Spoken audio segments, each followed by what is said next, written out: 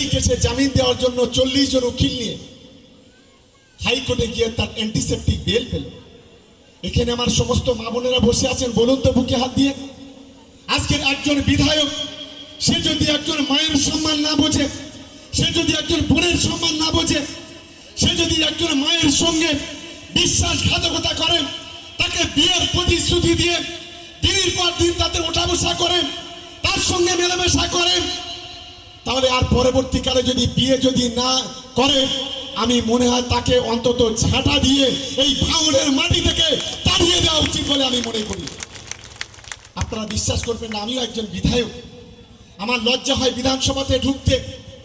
স্বাধীনতার পর আজকের ৭৯ বছর আমাদের বিধানসভায় কোনো ধর্ষক বিধায়ক নেই।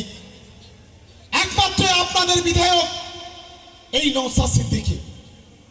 ভাবতে পারেন, আমার এখানে সংখ্যালঘু মুসলমান মা বোনেরা যারা আছে, আমি তাদের বলি, গত 2 দিন আগে, বেশি দিন নয়, 2 দিন আগে একটা রিপাবলিক বাংলায় একটা জায়গায় বক্তব্য রাখছিলেন উনি। সেখানে কি বললেন জানেন? বলছে বাংলার সংখ্যালঘু মুসলমান না হলো এরা অকৃতজ্ঞ, এরা সমাজ বিরোধী। ভাবতে পারেন, নিজেরকে জাহির করার জন্য, বিজেপির দাবেদারি করার জন্য আজকের বাংলার সংখ্যালঘু মুসলমানদের সমাজ বিরোধী বলছে, ক্রিমিনাল বলছে। ভাবতে পারেন, লজ্জা লাগে আমাদের। এর ভাই আছে নওশাদ সিদ্দিকী, এর ভাই আছে ওই আব্বাস সিদ্দিকী। প্রতিদিন প্রতিনিয়ত মুসলমান সমাজকে আজকে ধ্বংস করছে, হিন্দু মুসলমানকে দাঙ্গা লাগানোর চেষ্টা করছে।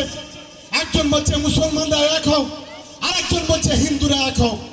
শুভেন্দু অধিকারী বলছে হিন্দুরা এক হও,